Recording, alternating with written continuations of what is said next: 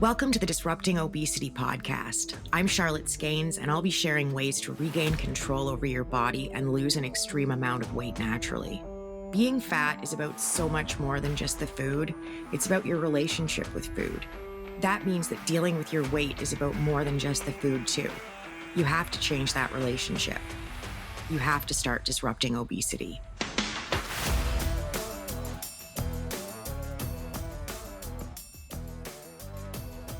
Ask Whatever number 10, and it's a biggie. I love getting your questions, by the way. I've seen some semi-shocking ones, but I haven't had a stupid one yet. So don't worry about that. Just fire them off. If you follow me on Instagram, you already know that I don't care about repeat questions either. I figure less than a quarter of the people who have a question actually speak up. So that means that for every person asking a question, there are at least like 3 more people thinking the same thing and wondering it too. And I can see the same question a few dozen times a day. So that's a lot of people, and they're all counting on you to go ahead and ask. You can email me through the Disrupting Obesity website. You can comment on YouTube or Instagram, send me a DM. It really doesn't matter. I just keep a spreadsheet with all your questions on it, including the repeaters, and I just work my way through it. But I also always answer in real time too, as quickly as I can. So ask away. And I'm somehow still managing to actually answer like every single one myself. So just ask whatever you want. First up is a question though that made me so excited when it came in, like super excited. And it's kind of silly because the question is just, what do you suggest for coffee creamer and butter? And I especially loved it when this one came in with those 2 very specific examples because I have specific feelings about those 2 things. And I'm not even a coffee drinker. I hate the damn stuff. My grandma cured me of it when I was 4 by letting me drink the last mouthful of her cup when I asked, can I try it? Sure. It was stone cold and full of grounds. So I can't even do mocha flavored ice cream. I'm completely cured of anything mocha coffee related. But I'm telling you, don't sacrifice your daily cup of joy for a handful of calories. Now, to be clear, if your cup of joy includes like 3/4 of a cup of heavy cream and a half a dozen tablespoons of sugar or a flavored syrup, that's not a handful of calories. That's a boatload. And you might want to look at some alternatives. And there are some really, really good sugar-free syrups out there. And if you don't know how many calories are in your coffee or whatever your equivalent is, hello, smoothie and protein power people, but also the tea and juice people, if you don't know how many calories are in your daily drink of choice, it's a problem, but it's a really easy one to fix. I'm not saying that there isn't some serious pain train potential here. Even at a casual glance, a Starbucks menu has reduced way stronger people than me to tears, but you've got to look. You've got to know. And especially with something like Starbucks, right? You can hack the shit out of that. There are entire social media accounts dedicated to nothing but low calorie custom drinks from there. And it's really easy to do. And those barista people they're really good about it. I'm not going to lie. I've gone through the drive-through several times in the last year with my phone open to a screenshot of a recipe. This many pumps of that, no sugar syrup. Like, it's pretty easy. It's even easier at home with those no flavored coffee syrups. I use them for other stuff, even though I don't drink coffee. And I just get them off Amazon. They're good for a ton of stuff. You know, I don't do good foods and bad foods. Better choices, sure. But we don't demonize food around here. And coffee is a really big deal for a lot of us. And here's why I typically tell people to leave it alone. If you start to screw with stuff as sacred as your morning cup of coffee, it's going to be a lot harder to make it to your goal weight. This whole losing weight thing is going to be that much more difficult to sustain. Now, again, if you're opening up your days with an 800 calorie coffee, I'm not talking to you. That's going to be really hard to sustain. But if you're cruising into work with a double-double in your hand and you've been doing it for a couple of decades, leave your coffee alone. Oh, for my non-Canadians, double-double is Canadian speak for 2 creams and 2 sugars. So you can probably guess what a 4x4 is. You're likely making enough small changes with other things that you're eating that you don't need to cut the 80 calories that your favorite vanilla creamer is bringing to the table, right? You're going to find them somewhere else. That's less than a tablespoon of mayonnaise. When you have a lot of weight to lose, you can do things a little differently than someone who's only got a couple of pounds to lose because you've got more calories to play with. I started out with 3,000 calories a day in a deficit. That's nearly double the amount of calories I have now to maintain. So keep the double double, right? Butter, though, is a different story. And I do like butter. I love butter. It's a huge weakness of mine. I believe it's hard. Like you have to really work at it to have too much butter. But it's also a couple hundred calories a tablespoon. And it's not always essential. Butter is low-hanging fruit. It's spread, sprinkle, pour stuff. It's calorie dense and it's easy to replace with a low calorie option without lowering your overall satisfaction. You got to ask yourself if both sides of the sandwiches need buttering. Do they need butter at all if you're already adding mayonnaise, mustard, and your favorite garlic spread? Maybe it kind of gets lost in all those other flavors. Maybe it's something you can cut back on to find the calories for your double double. And I'm not anti butter. I am very pro butter, but we're talking about weight loss and I want to make it easier. So, low hanging fruit. Look for the spread, sprinkle, pour stuff. You're going to be amazed at the calories that you can slash and have for other things. I did a whole spread, sprinkle, pour episode. It's number 17, and we'll pop a link in the notes. All right, on to question number 2. Did I do intermittent fasting from the beginning? Yes, I did, but I didn't know that's what it was called because the internet was very different in the early aughts than it is now. I was just doing the only thing I thought I had left. I mean, it was the last resort, basically. I felt like I'd tried everything. And that doesn't mean that I tried everything because I knew there was stuff that I couldn't afford to do, like Nutrisystem was big back then. And there was stuff I knew I wasn't willing to do. Like I knew I couldn't eat the same thing all the time. Not with 200 pounds to lose. There was just no way, not the way I like food. And like the only even slightly appealing eat the same thing all the time diet was the Subway one. But even that I knew I couldn't do. And I feel like that really says something because you have to understand how much I love sandwiches. Okay. They're my desert island food. If I could only have one thing to eat for the rest of my entire life, I would pick sandwich and I would be perfectly happy. But when I had a couple hundred pounds to lose, I did not pick sandwich. I knew even then, even sandwiches couldn't be my way out. And frankly, I didn't want to ruin sandwiches for myself. And I don't like a lot of vegetables on my sandwiches. And I kind of feel like that was Subway's whole point. Like you hollowed out the bread and you just rammed as much veg in there as humanly possible. Here's a fun Subway fact that I really hope doesn't get me sued. So I just Google it to make sure that I have my fun little Subway fact straight. And multiple major international news agencies seem to be greenlighting this. So the Supreme Court in Ireland made a ruling in 2020 that Subway bread isn't actually bread. It doesn't fit the legal criteria. So they've got a tax act that goes back to the 1970s that says the fat, sugar, and bread improvers can't be more than 2% of the weight of the bread's flour. The sugar in Subways, which can't be bread if it's in Ireland, it's 10%. It's 5 times the legal limit. And no, Ireland doesn't have a special bread recipe. It's the same everywhere. It's not like Subway's bread in Ireland. They just added a whole bunch of extra sugar to it. It's the recipe for their bread. And if you're thinking the gluten-free bread is a better choice, it's not. It's actually worse because it has more sugar in it than the regular buns. If you Google Subway bread isn't bread, Irish court says. You'll see all those same reports. But anyway, intermittent fasting. So I tried all the things that I was willing and financially able to do. And then I just said, screw it, and started eating whatever I wanted, but only at night. I'd always been a night eater. It has always, always, always been my favorite time of day to eat. I like eating alone.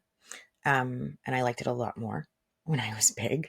I had a really serious thing about people getting to see me eat when I was heavy. I didn't care for it. I went out of my way to not let people see me eating ever. So my closest friends and my family, otherwise I avoided it as much as I reasonably could. Like I never made a thing out of it, but it was very much a thing for me. My intermittent fasting schedule played right into that. I ate from 6 p.m. until midnight, sometimes 1 or 2 in the morning. Realized too, though, that I had 3,000 calories a day when I started in a deficit. Like my TDEE was just under 3,500 calories a day. You can look it up. I was 5'2". I weighed 338 pounds and I was waiting tables. So no, I wasn't hitting the gym, but I was a waitress in a busy pizza restaurant, and there's not a lot of sitting in that job. It's like less than 5%.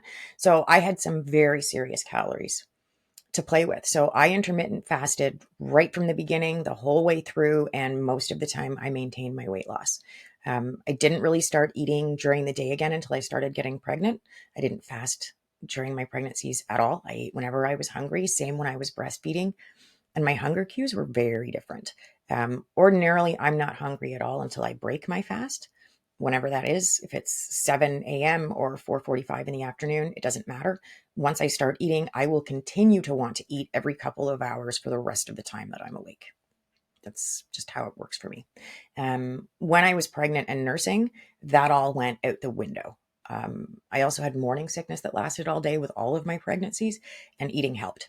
But just generally, my body wanted things differently. It just wanted different things from food, and I tried to listen to it as much as I possibly could. So, next question. How do I not give up? So, I see this one a lot too. Focus and grace are the keys to this city, I think. You know what you want. You're working towards getting a healthy body. You're working towards getting a healthy weight. You know that's not going to happen quickly or easily. You also know there are things you can do to make it faster and easier. Stay focused on those little steps that you're taking. The steps at the bottom of the mountain are just as important as the ones that you take stepping onto the top. You can't have one without the other. You just can't. So small incremental changes, one thing, one little thing at a time, a tablespoon less salad dressing, a half a cup less cheese, whatever. Part of focusing is making sure that you celebrate those little wins. The other part of all of this is giving yourself grace. Lots of it. You're going to make mistakes, and you're going to have days where you go over and weeks where you don't lose anything and weeks where you gain. This is all going to take time, and you need to give yourself plenty of grace. Give yourself some leeway. So how do I deal with bored eating? This is a huge topic, and I'm probably going to end up I'm probably going to need to do a full episode on it, but it comes up a lot. So I want to at least try to start talking about it.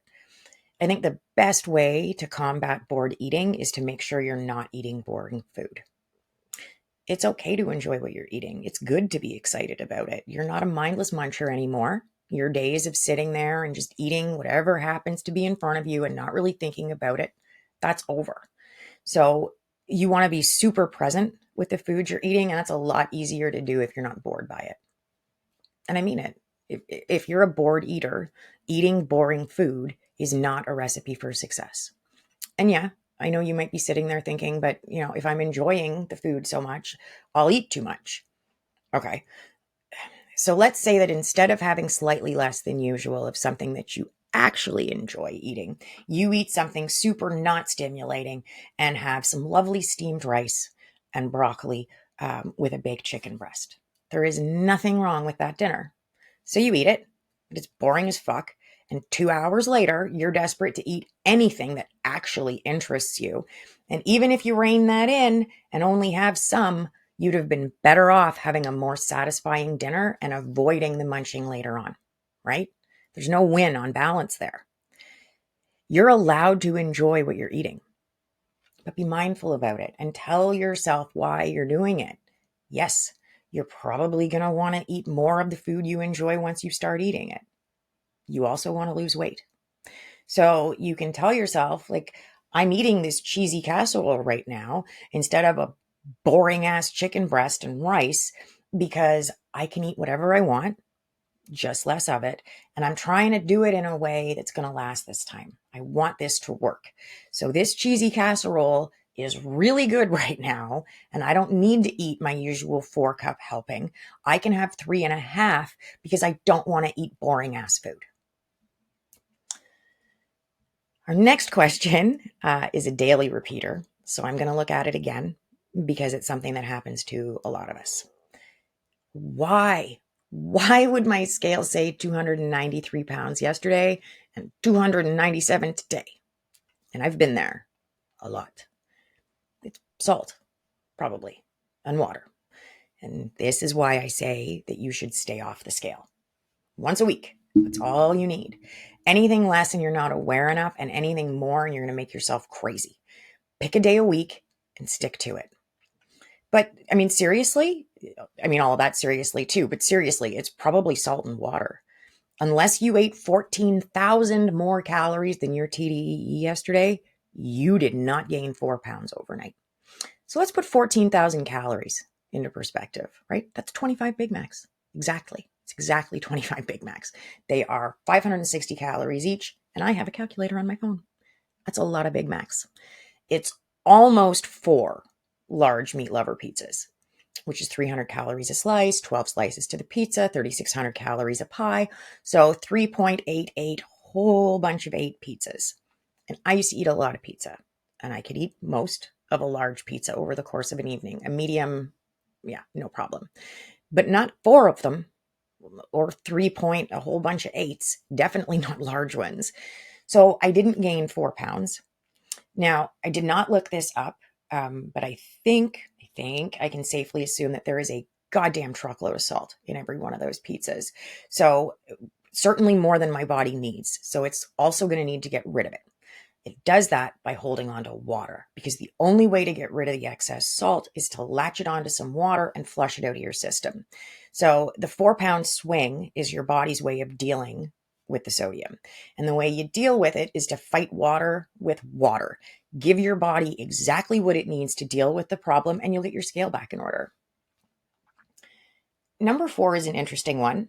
I've had a couple of people reach out recently about the Zig Zag Method, which is a new name for me, but it's not a new concept. And there are a bunch of different ways to do this. So the zigzag specifically is when you eat in a deficit for 2 days, and then at maintenance for 1 day, and then 2 in a deficit, rinse, repeat.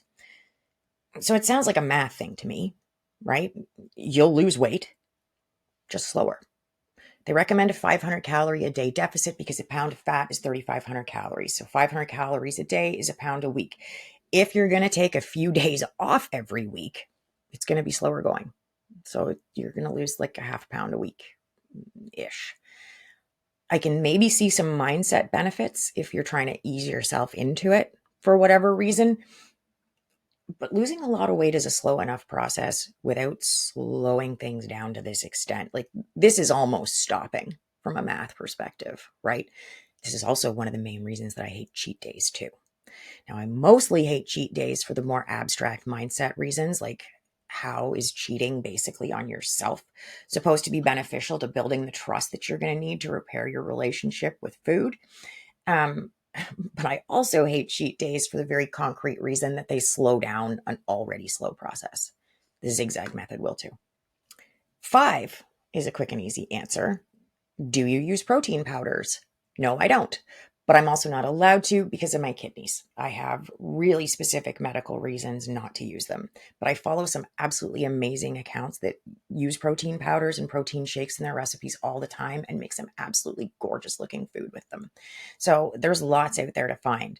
The ice cream recipes, or the ones that use that new Ninja creamy, I'm not sure what it's called, but the new Ninja machine, they look incredible. I'm in no way anti-protein powder. I don't know a ton about them. I don't know what their calories look like, and that's going to be what makes or breaks it for me. Number 6, do you count calories when you're sick and have no appetite? No, I don't. I usually find it's a bit of a struggle to eat when I'm sick. So if anything, I would be tracking to make sure I was getting enough calories. When you're sick, it's too important to make sure that your body's getting what it needs to be able to fight off whatever you've got. And you need nutrients to do that. So no, you absolutely need to be taking in all the calories that your body needs when you're feeling sick. Did you ever start looking at grams of sugar or fat when you were in a deficit? Nope. No, I didn't. When I'm in a deficit, it's all about the deficit. I don't do macro tracking for extreme weight loss. I do need to track my sugar specifically sometimes because I'm missing a chunk of my pancreas, and that's got nothing to do with my weight though, now or at any point. So number 8 has been on the list for a while, but it's come in so many times now that I'm finally going to really answer it. Have you tried Weight Watchers? What do you think? Okay, so I've avoided this one quite a bit, I guess. I did try Weight Watchers, but that was nearly 25 years ago. And I'm very sure things must have changed between now and then. Like, I recently heard that they stopped doing in person meetings, which I get. But at the same time, I feel like that was their differentiator. Like that was what people were signing up for, the community support and the accountability of those weekly weigh ins. So I don't really feel like I'm in a position to levy an opinion. Um, I I do know that under the old point system, you could gain weight eating enough 0 point foods. I mean, it's just loosely veiled calorie counting, right? Instead of counting calories, Weight Watchers assigns point values, and then you just eat your points. But it kind of seems like a waste of time to me. I mean, it was one thing 25 years ago when there really just wasn't the same level of access to nutritional information, but that's all in our pockets now. You can Google pretty much any food item you want and figure out how many calories are in it. So why not just cut to the chase and count the damn calories? And sure, yeah, I get the psychological piece.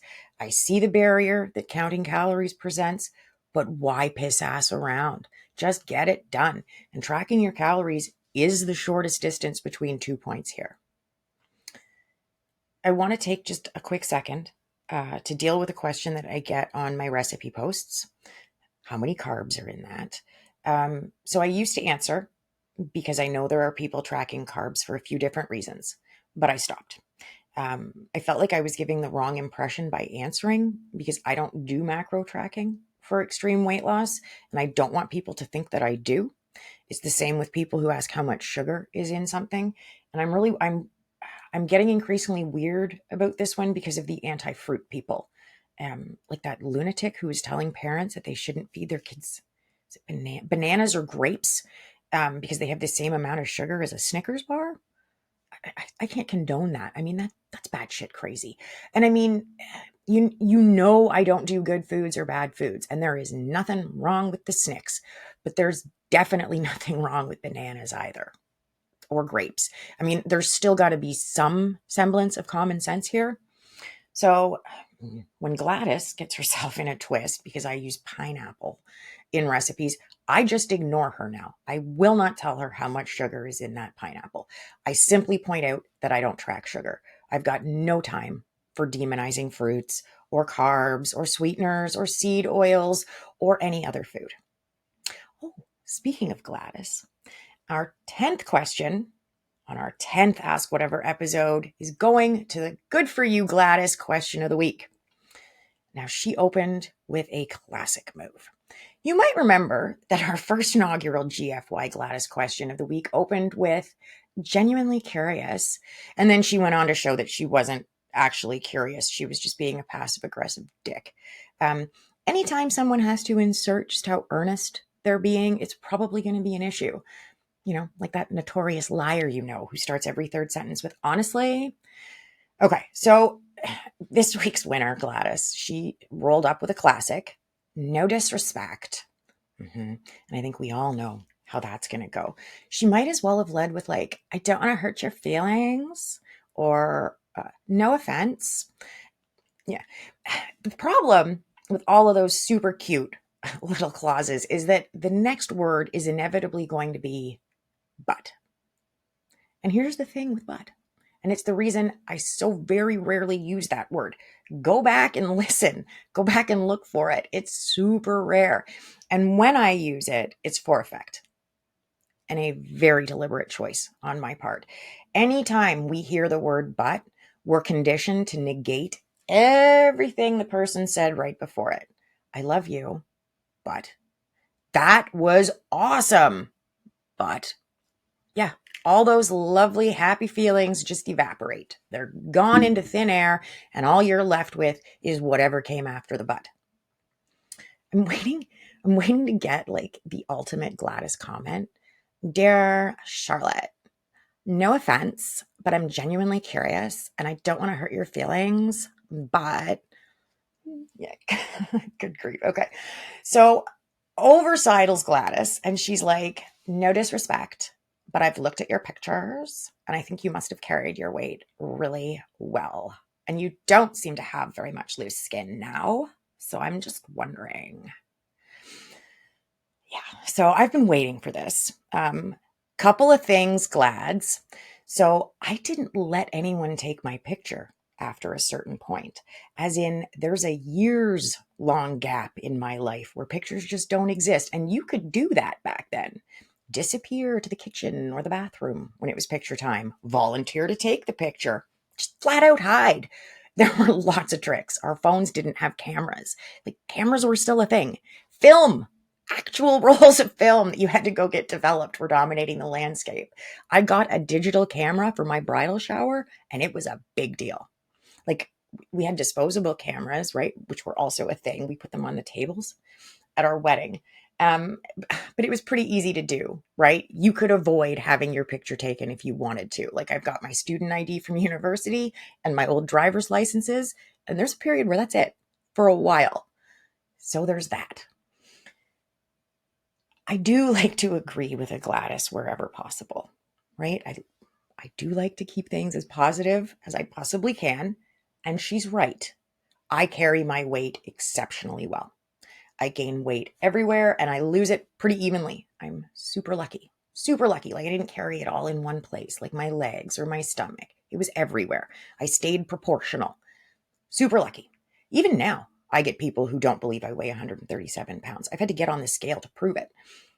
And yes, not a lot of loose skin. A couple of things going on there too. One, I lost my weight gradually, consistently gradually. Like, I didn't have months where I dropped 50 pounds. That never happened for me. It was a slow, steady grind the whole way through. I moisturized like crazy. And I didn't use fancy, expensive creams either. I bought a half a dozen bottles of stuff that I really liked the smell of out of a clearance cart in a Walmart. I stayed hydrated, and I've got amazing genes when it comes to skin. I've had a couple plastic surgeons tell me that I have about half as much loose skin as they would expect from someone who's lost as much weight as I have. Most of that is attributable to genetics. Two, I'm not sure what you're using to gauge it. Like, how the fuck do you know, Gladys? All those half naked pictures I'm posting? You must be new here. I like long puff sleeves and compression garments. I can count on one hand the number of adults who've seen me in shorts or a tank top, unless that tank top's hanging out the bottom of a shirt, because I definitely don't do crop tops. And you're absolutely new here if you think it's a self-esteem thing. I'm an adult, and I'm allowed to decide how the world gets to see my body. I feel no shame about my loose skin that I assure you is very much there. But a lack of shame doesn't mean I have to like it, and it doesn't mean I have to show it to you. Just like you're allowed to imply that I didn't lose my weight, I'm allowed to not like part of my body, but still feel very good about myself. It's funny how that works. So I don't like even numbers, and I don't like ending things on a negative note. So we're taking it to 11 today. How do I deal with a plateau? Okay, I've lost 50 pounds and I'm just stuck. All right. So I never want to sound mean with my answers, but there are a couple of areas where I feel like no matter how lightly I tread, I could still hurt feelings unintentionally. Plateaus are one of those areas. Another one, and it's super closely related, is when people are certain that they're in a calorie deficit and they're doing all the things and they're still not losing weight. The only thing you can do if you feel like you're in a plateau and the scale isn't moving is to keep going. But here's the thing. If you keep going the way you were, how reasonable is it to expect that the scale is going to start doing something different? So you need to keep going. But what you also need to do is take a look at what you've been doing. And I know your knee-jerk reaction is going to be that you've been doing everything the same. There's no reason the scale should be stalling. Okay. What about salt? What's your water intake looking like? How confident are you that you're tracking accurately? Are you weighing your food or relying on eyeballing it with old measurements? This isn't judgment or condemnation on my part. It's really easy to get defensive, which right now might be a form of self-sabotage, because there's still a part of you, maybe even just a small subconscious one, but there's a part of you that doesn't want to do this, and you're at war with it all the time. So these are legit questions you need to be asking yourself to figure out what's going on before you start to give up. And we know that's not the answer. So that defense mechanism you've got going on where you're telling yourself you're tracking perfectly, you're doing everything right, you haven't changed anything, it might actually be you trying to get yourself to quit. But I also know how deep, well, I know how hard it is to hear that, and I'm sorry. But I also know how deeply it sucks when the scale hasn't moved for a few weeks. I really do. And I want you to get past it. So let's go right back to the absolute basics. You know that the only way to lose weight is to be in a calorie deficit. So if you're not losing weight, you're not in a calorie deficit. And I know that sounds harsh and I really don't like saying it, but it's still true, whether I like to say it or you like to hear it or not. You've got your TDEE, your total daily energy expenditure. That's how many calories your body's burning every day, doing everything, breathing, growing your fingernails, digesting your food, walking around the store, all the things. If you consistently eat more than that number, you're going to gain weight. If you consistently eat at your TDEE, your weight's going to stay the same. It's going to maintain. If you consistently eat fewer calories than your body burns, you'll lose weight. A pound of fat is 3,500 calories. Divide it by 7 and you get 500 calories a day to lose a pound a week, which sounds horrible when you're staring down 80, 100, 200 pounds. A couple things. You're probably going to lose it faster, especially at the beginning. I found I was actually more consistent with the second 100 than I'd been with the first.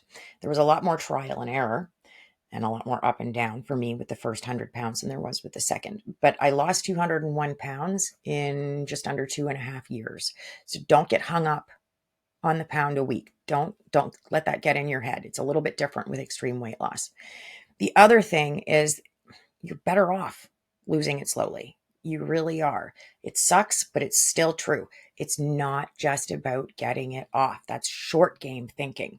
There's the loose skin thing, but more importantly, you want to be able to keep it off. And yes, I totally believe that the majority of that work happens as you change your relationship with food, but you need time to do that. And losing weight fast is no guarantee that it will stay off. I know the emotional end of all of this is very complicated, but that's the math part. So if you're plateauing, you're not in a consistent calorie deficit. Go back to the calories. Make absolutely sure that you're being as accurate as you can. And consider switching tracking apps. And I know that can be a really tough one. I do. But if you're relying on an app to track, and you have been for some time, and it's telling you that you're in a deficit and you're entering every single thing that you eat or drink as absolutely accurately as possible, and you're not seeing it on the scale, maybe it isn't you. Maybe it's the app. Oh, and don't add calories back. I don't care how many calories your fitness tracker says you burned or which machine you were on for how long. Don't add calories back. Your TDEE is already accounting for your activity level, so you don't have to add calories back in. Don't do it. I've done a few episodes on this one. We'll link episodes 9 and 40. They're called Don't Exercise to Lose Weight and Stop Exercising to Lose Weight. But all right, that brings us to the end of our 10th Ask Whatever episode. And these are so much fun. I really enjoy them. So please keep the questions coming. Next week, I'm going to talk about what I would do if I had to start again tomorrow. Like if I woke up and I was back at 338 pounds, what would I do? If you're looking for help with your weight loss, I've created a couple of things for you. The first is my free guide to getting started for the last time, and we'll pop a link in the notes. And the second is my weight loss workbook, Disruptor. And you can find it on Amazon by searching Disruptor and my name, Charlotte Skanes. Keep trying, keep tracking. Don't be intimidated and don't give up. You've totally got this. Thank you for listening to Disrupting Obesity with Charlotte Skanes. If you know it's time to take back control, lose the weight, and keep it off, reach out to me privately with a direct message on Instagram that says ready, so you can start disrupting obesity.